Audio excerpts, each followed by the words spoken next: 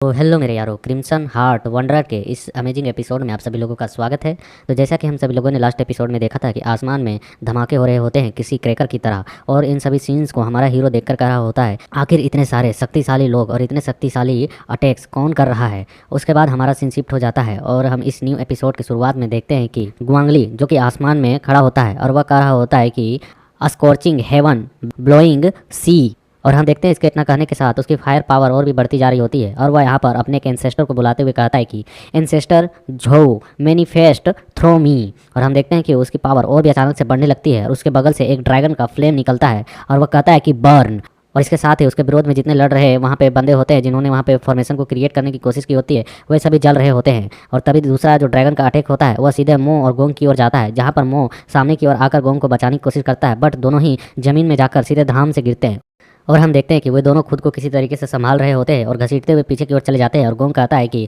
आखिरकार उसने यहाँ पे झोरुंग के बीज को कहाँ से अवेक कर लिया, क्या उसका रियल फॉर्म का उपयोग या कर सकता है। और हम देखते हैं मो अपने उस पंखों को देख रहा होता है जो कि मशीनरी जिसके मदद से वह उड़ता है। वह कहता है कि डैम, यह तो सब कुछ पिघल रहा है। और हम देखते हैं वह और भी ज़्यादा गुस्सा हो जाता है, गुस्से में कह रहा होता है गाली देते हुए कि आखिर इसकी हिम्मत कैसे हुई मेरे सामानों के साथ ऐसा करने की। और दूसरी ओर हम गोंगली के पैरों के निशान को देखते हैं जो कि यहाँ पे चलने के साथ लावा में बदल रही होती है वह मिट्टिया, क्योंकि यहाँ पर गोंगली बहुत ही बड़ा फॉर्म ले चुका होता है अपना। और यहाँ ग्वांगली कर रहा होता है कि गोंग यांग बाई और मो जिंगयू आखिरकार क्या हुआ, आओ मेरा सामना करो। और उसके हमें ट्रू फॉर्म को दिखाया जाता है जिस एंसेस्टर को उसने पुकारा होता है, जो कि यहाँ पर बड़े से एकदम फायर फॉर्म में होते हैं और उनके अगल बगल से कई सारे ड्रैगन भी निकल रहे होते हैं। और यहाँ पे ग्वांगली कर रहा होता है कि झो ट्रू फॉर्म, और वह उन लोगों को कहता है कि आखिरकार क्या है तुम्हारा ग्रेट वंस, तुम लोग यहाँ पर खुद को इतने ज़्यादा प्रभावशाली व्यक्ति कहने का दावा करते हो, क्या हुआ, डर गए, आओ और मेरा सामना करो। और वह ऐसा कहने के साथ यहाँ आगे की ओर बढ़ रहा होता है और उसके बड़े से फॉर्म को उस ओर आते हुए देख वे लोग घबरा जाते हैं। फिर भी जो गोंग होता है वह कह रहा होता है कि डरने की जरूरत नहीं है। हालांकि यहाँ पर ग्वांगली के पास झोरुंग का ट्रू फॉर्म ही क्यों ना हो, लेकिन मेरी थर्ड ब्रेथ अटैक उसका विरोध कर सकती है। और लेकिन हम देखते हैं गोंग जो होता है वह उस अटैक को करने की कोशिश करता है, बट वह कर नहीं पाता क्योंकि उसकी किवा एनर्जी यहाँ खत्म हो चुकी होती है काफ़ी यूज करने की वजह से। और वह खांसने लगता है। उसके ऐसी हालत को देखकर पीछे से मो कह रहा होता है कि गोंग यांग बाई, अगर तुम नहीं कर सकते तो हमें पीछे हट जाना चाहिए। और ग्वांगली यहाँ पर गुस्से में कह रहा होता है इनकी ओर बढ़ते हुए कि रेवल वैली की जो हार थी मैं उसे बदल नहीं सकता हूँ, कोई भी नदी या समुद्र इस नेशन पर लगे उस दाग को धो नहीं सकती है। हालांकि वह मेरी एक व्यक्तिगत पर्सनल घृणा से देखे जाने की दृष्टि ही थी, मतलब कि इस पर किसी तरह का कोई इल्ज़ाम वगैरह कुछ लगा था जिसे यह मिटा नहीं सकता है। वह कहता है लेकिन मैं आज यहाँ पर जो ग्वांगली, और हम देखते हैं उसके आंखों से आंसू निकलते हैं और फिर वह भाप बनकर उड़ जाते हैं। और वह फिर यहाँ पागलों की तरह हंसते हुए कहता है कि केवल मैं ही अपने शरीर को मार सकता हूँ, केवल मैं यहाँ पर खुद को खुद ही हरा सकता हूँ। मेरी बॉडी इस झोरुंग की सोल के साथ जलेगी, इसके अलावे मुझे कोई नहीं मार सकता है। अगर मेरा सर यहाँ पर मौजूद है, तुम काट सकते हो, इसमें सक्षम हो तो काट लो, कौन है इस लायक। और हम देखते हैं इसके अगले पल ही जो यहाँ पर ग्वांगली होता है उसका सर धड़ से अलग हो चुका होता है और जमीन में टप्पे खा रहा होता है। ऐसे सीन को देखकर जो गोंग होता है वह भी बहुत ही ज़्यादा हैरान हो जाता है और हमें उस स्लेश अटैक को दिखाया जाता है जिससे ग्वांगली के सर को काटा गया होता है, जो कि काफ़ी ज़्यादा भयानक अटैक होता है, जिसकी वजह से तो यहाँ पर गोंग और मो दोनों को तकलीफ हो रही होती है। और फिर हम उस वॉर्ड को देखते हैं वापस से एक मयान के अंदर जाते हुए, और हम देखते हैं कि ये दोनों बंदे देख पा रहे होते हैं एक पर्जेंस को, जिसे देखकर गोंग कहता है ये तो मिस्टर ली ई है। और हम देखते हैं वहाँ पर हमें एक स्वॉर्डमैन को दिखाया जाता है जो कि काफ़ी कूल लग रहा होता है और यह बोलता है कि यहाँ पर तो बहुत ही ज़्यादा शोरगुल हो रहा है। और राइटर हमें इसके बारे में बताता है कि यह जिंग नेशन का ली ई है। और हम देखते हैं उसे देख गोंग कहता है कि मास्टर महामहिम ली, आखिरकार यह सब कुछ मैं यहाँ पर यंग वू के आदेश से कर रहा हूँ। तो हम देखते हैं सुनने के साथ वह उनकी ओर घूर कर देखता है सिर्फ, और इतने के साथ ही इन सभी को ऐसा फील होता है कि इनका जो सर है वह भी दो हिस्सों में कट चुका है, इसलिए डर के मारे फटाक से वहाँ से ग्वांगली के सर को उठाते हैं और 9-2-11 हो जाते हैं। और उनके भागने के बाद हम देखते हैं यहाँ पर ली को, जो कि उस सामने की और उसके बॉडी को, ग्वांगली के बॉडी को जलते हुए देख रहे होते हैं क्योंकि उसने बहुत तेजी से अटैक किया होता है यार। तो हम देखते हैं कि वह फिर एक टोकन को निकालता है जहाँ से आवाज़ आ रही होती है कि अब हमारी बारी है, अब हम बराबरी पर पहुंच चुके हैं। और हम देखते हैं कि फिर यह सुनने के साथ ही वह उस टोकन को वहीं पर मिटा देता है और वह सामने की ओर ग्वांगली के बॉडी को जलते हुए धधकते हुए देख रहा होता है। और फिर वह अपने जूमैक्स को लगाता है और उसे जूम कर उसे देखता है और अपने सर को तिरछा करके, और फिर अचानक से अपने उस जूमैक्स हैंड को फैलाकर कहता है बूम। और हम देखते हैं उसके इतना कहने के साथ ही जो ग्वांगली की बॉडी होती है वह चिथड़ों चिथड़ों में उड़ जाती है और उसके शरीर के टुकड़े जमीन पर पड़ रहे होते हैं, जिसे देखकर ली काफ़ी खुश होता है। उसके बाद हम दूसरी ओर देखते हैं जो कि काफ़ी समय बीत जाता है उसके बाद, जहाँ पर धीरे धीरे करके बादल छट रहे होते हैं, सूरज निकल रही होती, आग शांत हो रही होती, और इसी बीच हमारा हीरो किसी तरीके से अपनी हिम्मत को जुटाकर खड़ा होने की कोशिश कर रहा होता है। और वह आगे की ओर बढ़ने की कोशिश करता है, जहाँ पर वह बूढ़े के सर को भी देखता है ज़मीन पर पड़ा हुआ, और वह अपने मन में कहता है कि मैं अभी भी तैयार नहीं हूँ, लेकिन मैं यहाँ पर बिल्कुल भी मरना नहीं चाहता हूँ। और वह जैसे तैसे हिम्मत करके वहाँ से निकलने की कोशिश करता है और कहता है कि यथासंभव जितना हो सके मैं उतना प्रयास करूँगा, उनके पास कुछ ना कुछ तो ऐसा होगा जो मेरे काम लायक हो, मैं यहाँ पर बिना प्रयास किए मरना तो नहीं चाहता। और वह जैसे तैसे कर उस टूटे फूटे जगह से बाहर की ओर निकलता है, लड़खड़ाता है और ज़मीन पर टप्पे खाते हुए सीधे उस ग्वांगली के बॉडी के टुकड़े जहाँ पड़े होते हैं वहाँ पर पहुँचता है। और उनकी ओर देखकर वह अपने मन में कह रहा होता है, ऐसे शक्तिशाली व्यक्ति के पास शायद कुछ तो ट्रेजर छिपा होगा जो मेरे इस जीवन को बचाने के काम आ जाए। और वह फिर उसके बॉडी के लाश को इधर उधर ढूंढते हुए कह रहा होता है कि ये क्या, ये तो कुछ टूटे हुए मांस के टुकड़े हैं, कुछ टूटी हुई हड्डियाँ, कुछ उंगलियाँ और कुछ मेटल के टुकड़े हैं, सब कुछ यहाँ राख में बदल गया है। हालांकि मुझे इतनी तो उम्मीद थी। और तभी हम देखते हैं कि उसकी नज़र एक जगह पर पड़ती है जहाँ पर उसके कपड़ों से ढकी एक बोतल होती है, और वह उसकी ओर देखते हुए कहता है, क्या ये पील की बोतल है? और हम देखते हैं वह उस बोतल से एक पील को निकालता है, जिसे देखकर वह कहता है, क्या ऐसा हो सकता है जो मैं यह सोच रहा हूँ या वही है? और वह उसे निगल लेता है, और वह उसे जैसे जैसे निगल रहा होता है उसे काफ़ी तकलीफ हो रही होती है, और उसके जो नसें होते हैं उनमें काफ़ी ज़्यादा एनर्जी फ्लो करने लगती है। और वह कहता है कि इसमें कोई गलती नहीं है, यह वही है जिसके लिए मैं दिन रात तपस्या करता रहा हूँ,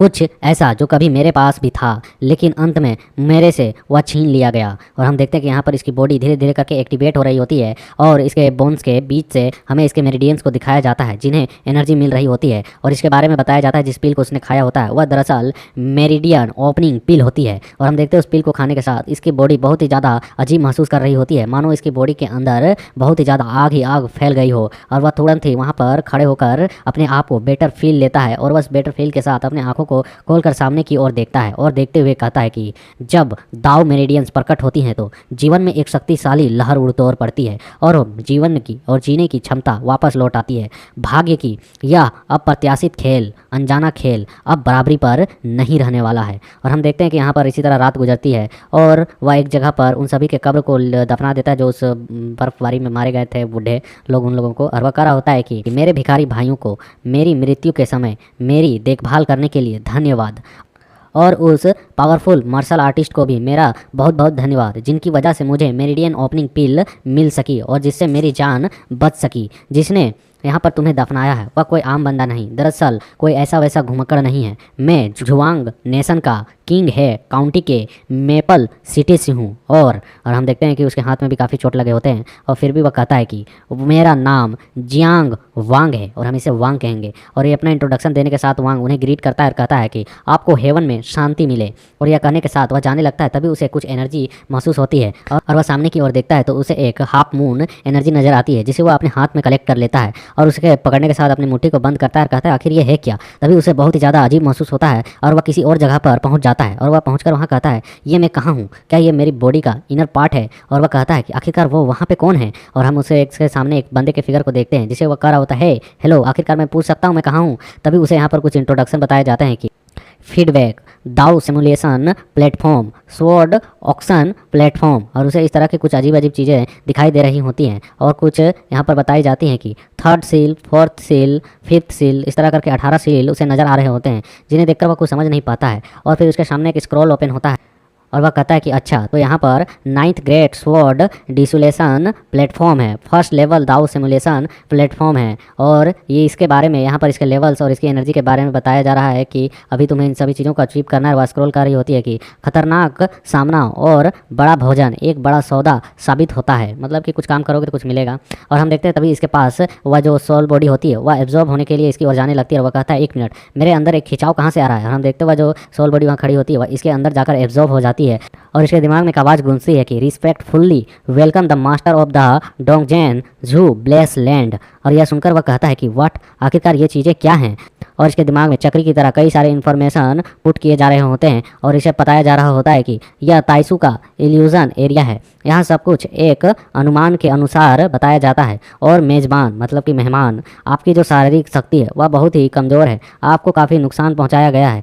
मतलब कि आपकी बॉडी जो है वह ख़राब हालत में है, और इस जगह पर आपकी बॉडी को कोई नुकसान नहीं पहुंचेगा, लेकिन वैसा फील भी हो सकता है। और दाओ सिमुलेशन प्लेटफॉर्म एक ऐसा जगह है जहां पर मार्शल आर्ट टेक्निक और दाओ के अनुसरण को आप समझ सकते हैं, और अपनी ताकत को बढ़ा सकते हैं और साथ में अपनी लेवल स्वॉर्ड आर्ट्स के लेवल्स को जांच सकते हैं। योग्यता के आधार पर तुम्हें कई सारे काम भी दिए जा सकते हैं और जैसे जैसे आप लोगों का विरोध करेंगे, लड़ाई करेंगे और अपनी क्षमताओं को बढ़ाएंगे तो और भी अधिक पावरफुल बढ़ते जाएंगे। जब आप अपनी बराबरी के लोगों से चुनौती करेंगे और हारेंगे या फिर जीतेंगे तो आपकी योग्यता जो है वह बढ़ती जाएगी और इसके अलावा आप में अलग अलग स्किल सीखने की क्षमता भी आते जाएगी। और फिर हम देखते हैं ये कहता है कि मेरे पास चुनौतियाँ आने वाली हैं और उनका सामना करने से मेरी बॉडी और मेरी मार्शल आर्ट और भी पावरफुल होती जाएगी। फिर वह कहता है कि क्या मैं यहाँ पर किसी तरीके से असफल हुआ तो मैं अपनी एनर्जी को खो भी सकता हूँ। और फिर हम देखते हैं थोड़ी देर बाद यह ओरिजिनलिटी में रियलिटी में आता है, अपने माइंड सीक्वेंस से बाहर निकलता है। यह हर किसी के पास होता है, सभी को अपने बॉडी के अंदर के पावर को देख सकते हैं। तो जब वे लोग मेरिडियंस ओपन करते हैं तो यह कह रहा होता है कि ताइसू का यहाँ इल्यूजन क्षेत्र वास्तव में बहुत ही ज़्यादा रियल लगता है, मतलब मेरी इनर बॉडी के अंदर की जो पार्ट है।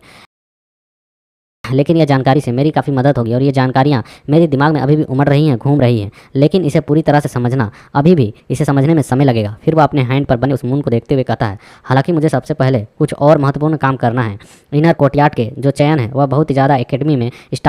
वह बहुत ही जल्द एकेडमी में स्टार्ट होने वाला है। इनर कोर्टयार्ड जहाँ पे ये लोग रहते हैं और कल्टीवेट करते हैं जिस स्कूल में, तो वहाँ पे आउटर कोर्टयार्ड होता है और एक इनर कोर्टयार्ड होता है। तो ये आउटर लेवल का स्टूडेंट होगा जो अभी इनर लेवल में जाने के लिए कंपटीशन होने वाला है। और ये अपने मुट्ठी को बंद करते हुए कहता है, मुझे अपने पिछले अपमान का बदला लेना होगा जिससे पहले वह स्टार्ट हो। फिर हमारा सीन शिफ्ट हो जाता है और हमें इसके सिटी को दिखाया जाता है जो कि हुआंग किंगडम के मेपल फॉरेस्ट सिटी होती है। फिर हमें इसके स्कूल के बोर्ड को दिखाया जाता है और वहाँ कोई कह रहा होता है चिल्लाकर कि वह वापस आ गया, आखिरकार ब्रदर जियांग वांग वापस आ गए हैं। और हम देखते हैं उसके यहाँ पर एंट्री को देखकर वहाँ काफ़ी सारे बंदे खुश हो रहे होते हैं। फिर हम देखते हैं कि जो वांग होता है वहाँ की सीढ़ियों को चलते हुए अपने उस स्कूल वाले एरिया में पहुँचता है, बगल में अपने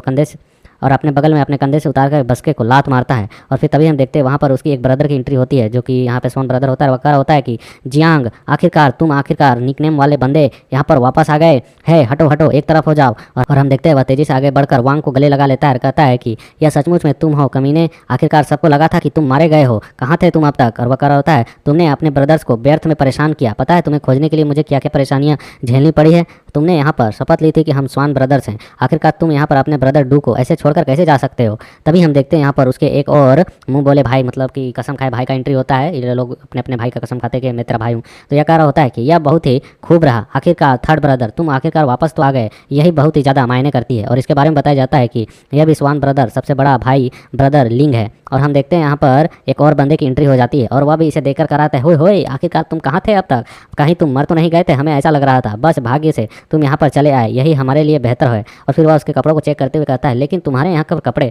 ऐसे फटे हुए हाल में क्यों हैं। और फिर वह उसकी ओर घूम कर कहता है, उसे चक्कर काटते हुए उसको देखते हुए कि क्या ऐसा हो सकता है कि आपको यहाँ पर ब्रदर किसी तरीके से प्रताड़ित किया गया हो, आपके यहाँ पर किसी लाइफ एंड डेथ सिचुएशन में थे जो इस तरीके के हालत में आप यहाँ पर पहुंचे हैं। और हमें उस बंदे को दिखाया जाता है जो इतना बकवास कर रहा होता है और वह कहता है कि मेरे प्रिय थर्ड ब्रदर। और इसके बारे में बताया जाता है कि ये फिफ्थ ब्रदर है झाओ रूचेंग। और हम देखते हैं इन बंदों के बीच में जो डू होता है, हट्टा कट्टा बंदा वकारा होता है, डैम अगर तुम यहाँ पर आज रात हम ब्रदरों के साथ शराब नहीं पी तो मैं तुम्हें छोड़ूंगा नहीं। और यहाँ पर चेंग कह रहा होता है कि मुझे लगता है कि तुम बदबूदार बिग टाइगर बस शराब पीना चाहते हो और इसके बहाने खोजते रहते हो। तुम्हें मालूम है कि थर्ड ब्रदर किस हालत में यहाँ पर इस तरीके से क्यों पहुंचा है, वह काफी सीरियस लग रहा है। देखते हैं कि हमारा हीरो जो होता है वह सचमुच में बहुत ही सीरियस लुक दे रहा होता है। यहाँ डू की आवाज आती है कि रूचेंग तुम कमीने हो, तुम्हें क्या पता है यहाँ पर अपने ब्रदर के आने की खुशी को किस तरीके से व्यक्त किया जाता है। और हम देखते हैं इन दोनों की बकवासें यहाँ पर ये सुन रहा होता है, जहाँ पर रूचेंग फिर से कहता है कि कौन नहीं जानता है तुम्हारे बारे में, तुम्हारे बिस्तर के पीछे भी खोजा जाए तो वहाँ पर भी शराब की बोतलें मिल सकती हैं। तो फिर यहाँ पर इनमें से सबसे बिग ब्रदर लिंग जो होता है कहता है, ठीक है सब लोग शांत हो जाओ, यह थर्ड ब्रदर आखिरकार आप इस तरीके से वापस आए हैं, क्या हुआ था, क्या कोई सीरियस प्रॉब्लम है। और हम देखते हैं डू भी कहता है कि हाँ आखिरकार तुम इतने देर से सीरियस होकर कहाँ देख रहे हो। और हमें दिखाया जाता है उनके भीड़ में इन्हीं का एक और ब्रदर होता है जिसने यहाँ पर हमारे वांग को धोखा दिया होता है। वह कह रहा होता है कि थर्ड ब्रदर। और हम देखते हैं वह खिचखिचाते हुए आगे क्यों आते हुए कह रहा होता है, इतने दिनों से तुम ना जाने कहाँ थे, तुम्हें मालूम है तुम्हें कितने दिनों से हम लोगों ने खोजा है, आखिरकार हम कितने चिंतित थे। और इसके बारे में बताया जाता है कि यह फोर्थ ब्रदर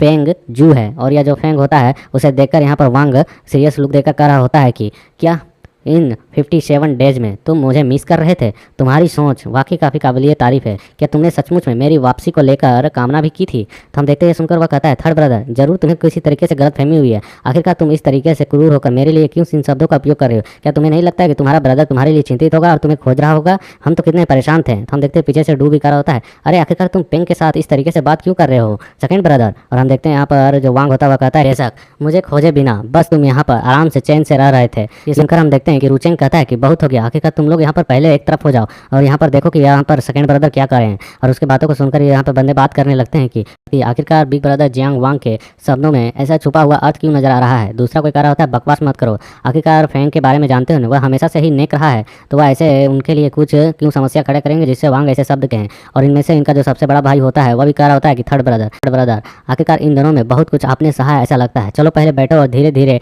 सब कुछ बताओ, हम यहाँ पर इस समस्या को सुलझाने की कोशिश करते हैं, आखिरकार क्या हो गया है। चाहे इसका मतलब कुछ भी हो, लेकिन तुम्हें यहाँ पर काउंटी के इस जगह पर आकर इस तरीके से तमाशा नहीं करना चाहिए। तुम यहाँ पर क्या करने की कोशिश कर रहे थे, क्या स्पष्टीकरण तुम देना चाहते हो, इन चीज़ों में जल्दबाजी मत करो। तो हम देखते हैं यहाँ पर जो वांग होता है वह उस बक्से को ऊपर हाथ रखता है और कहता है कि बिग ब्रदर, मुझे पता है कि आप किस बारे में चिंतित हैं, मैं भी यहाँ पर अपने स्वान ब्रदर्स के मतभेद को नहीं चाहता हूँ, लेकिन शर्म की बात यह है कि कुछ लोग अपने फायदे के लिए अपने भाई को भी धोखा दे देते हैं। और हम देखते हैं उसके बातों को सुनकर वह गद्दार ब्रदर फेंग जो होता है वह कहता है कि वांग, बिना सबूत के यहाँ पर इस तरीके से किसी पर आरोप लगाना बिल्कुल अच्छी बात नहीं है। यह सुनकर वांग गुस्से में वहाँ पर अपने बगल में रखे उस बक्से को तोड़ते हुए कहता है, क्या तुम्हें प्रूफ चाहिए, ये लो। और हम देखते हैं उसे देखकर सभी लोग हैरान होते हैं और डू कहता है आखिरकार ये क्या है। और हम देखते हैं कि उसकी ओर देखकर जब फेंग होता है वह भी सीरियस लुक दे रहा होता है और वहाँ पर उसके सामने उसका नौकर पड़ा हुआ होता है जमीन पर, जो कि वो कर रहा होता है और वह सामने की ओर बहुत ही घबरा कर देख रहा होता है। इसके नौकर के बारे में बताया जाता है कि यह इसी फेंग फैमिली का नौकर है, उसका नाम फेंग डेकाई है। और फिर हम देखते हैं यहाँ पर वांग कहता है कि उस दिन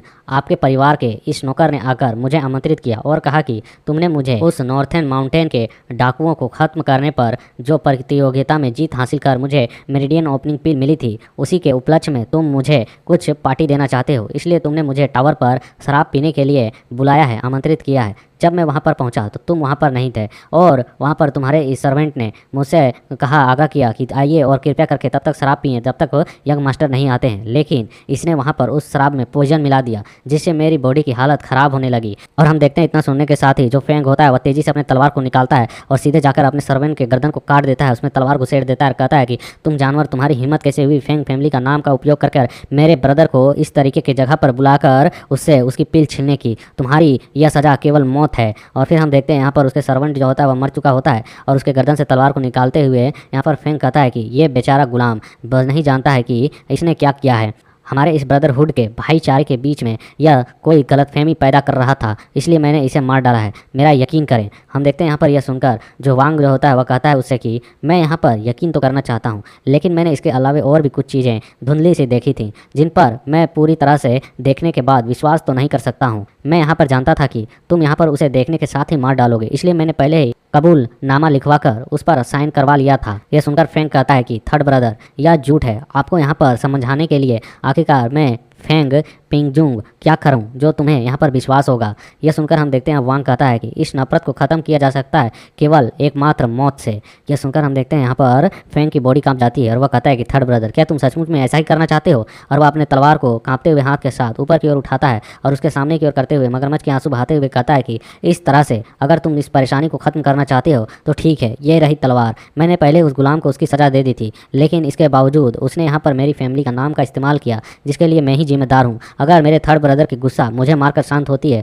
तो ठीक है, ये रहा तलवार, उठाओ इसे और मुझे मार डालो और इस नफरत को ख़त्म कर दो और मुझे मुक्त कर दो। हम देखते हैं ये सुनने के साथ ही वहाँ पर लोग बातें करने लगते हैं, क्या ऐसा हो सकता है कि इसने ऐसा कुछ किया हो या ना किया हो। आखिरकार बिग ब्रदर फेंग जो है वो भी काफ़ी अच्छे बंदे हैं और तो कह रहा होता है, लेकिन यहाँ पर लाइफ और डेथ की बात की है यहाँ ब्रदर वांग ने, तो इसके पीछे कुछ तो रीज़न होगा। दूसरा कोई कह रहा होता है, हम सभी को यहाँ पर इन ब्रदरहुड्स के बीच में नहीं आना चाहिए, इनका जो चरित्र है वह काफ़ी पहले से अच्छा है, इनके बीच में ऐसा कैसे हो सकता है। हम देखते हैं वांग इसकी ओर घूर कर अभी भी देख रहा होता है, कहता है कि हाँ जरूर, क्यों नहीं, मैं तुम्हारी इच्छा पूरा करूंगा। हम देखते हैं इस तरह की बातें बोलते हुए देख टू कहता है कि यह बिल्कुल भी सही नहीं है थर्ड ब्रदर, तुम आखिर फोर्थ ब्रदर के साथ क्या करने की कोशिश कर रहे हो, क्या मामला है, क्या दिक्कत है। और हम देखते हैं यहाँ पर जो वांग होता है वह अपने तलवार को निकालते हुए कहता है कि तुम्हारी तलवार बहुत ही गंदी है, अगर मुझे तुम्हें मारना ही है तो मैं तुम्हें अपनी तलवार का इस्तेमाल करते हुए मारूंगा। और वह तलवार को निकालकर बिना किसी हेजिटेशन के सीधे उसके गर्दन को उड़ाना चाहता था, क्योंकि इसे पॉइजन दिया गया था, फिर भी इसने धुंधले हालत में उस समय देखा था कि यह बंदा वहाँ पर खड़ा था और इसे इसके पील को अपने सर्वेंट से ले रहा था। और हम देखते हैं वहाँ पर एक सोवर्ड स्लेश चलती है और इसके इसी सीन के साथ यहाँ पर एक छोटा सा एपिसोड कंप्लीट होता है। सो तब तक के लिए like share comment and support, इसके बारे में आगे क्या होता है नेक्स्ट एपिसोड में पता चलेगा।